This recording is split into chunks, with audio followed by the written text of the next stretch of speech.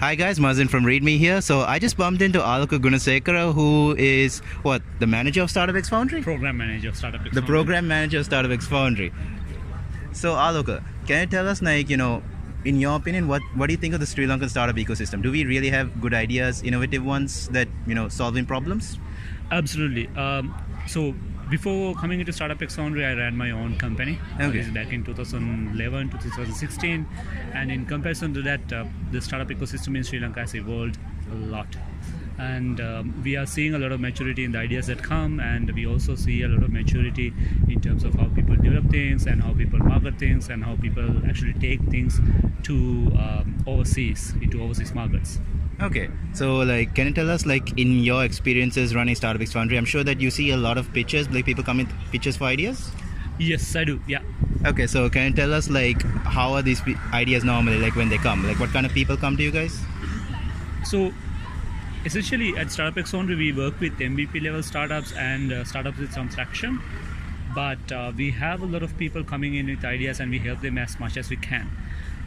So the deal with these ideas is that some of these ideas are really great, some of these ideas need a lot of development, and interestingly enough, some of these ideas are not actually fit for the Sri Lankan market because they are so technically advanced. Okay. That is something really interesting. Okay, can you give an example of such an idea you might have encountered? Yeah, so there's this one guy who actually wanted to create a data analytics platform. Okay. Because right now what usually happens in all the data analytics platforms is that none of the data analysis happens real time. Okay. Because I'm talking about big data here. All right.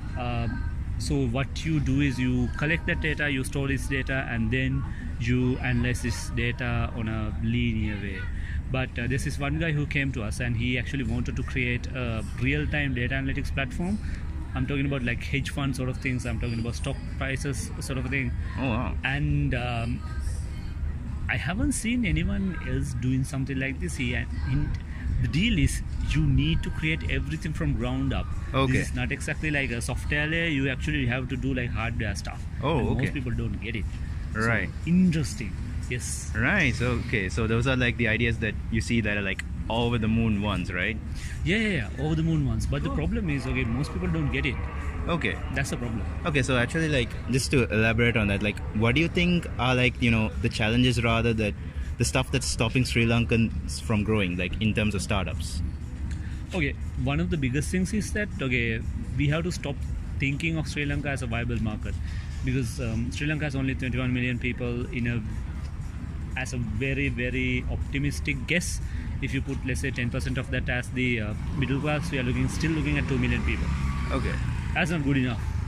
So you have, when you compare that to, let's say, regional numbers, say for example, Bangladesh has 163 million people, Pakistan has 189 million people, Dhaka's population density is something like 115,000 people per square mile.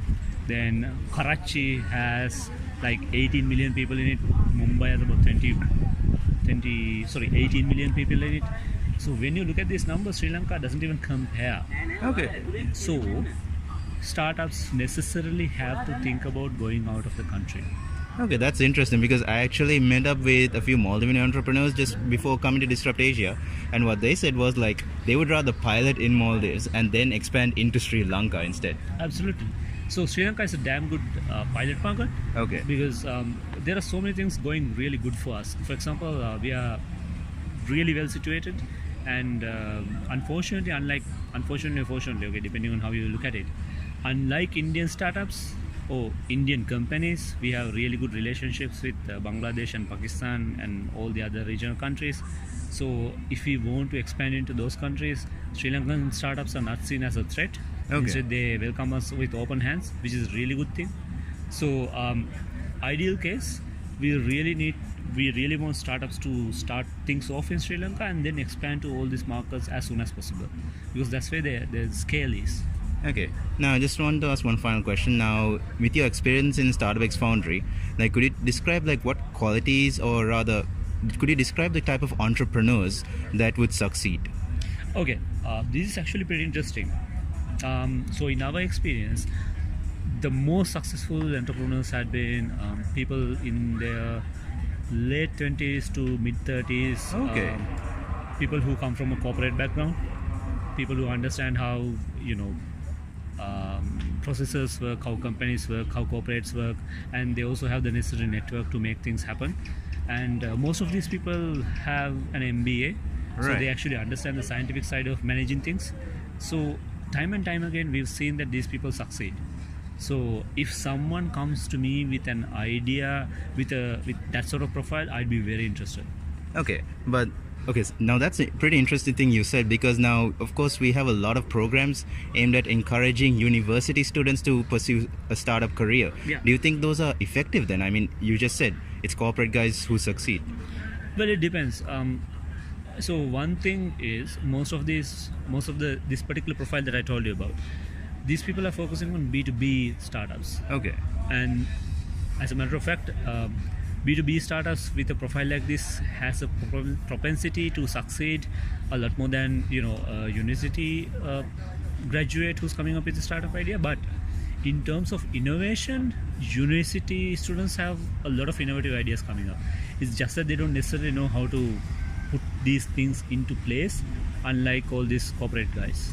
Okay. So there's obviously a knowledge gap, but at the same time, the innovation side of things, university guys, they know it better.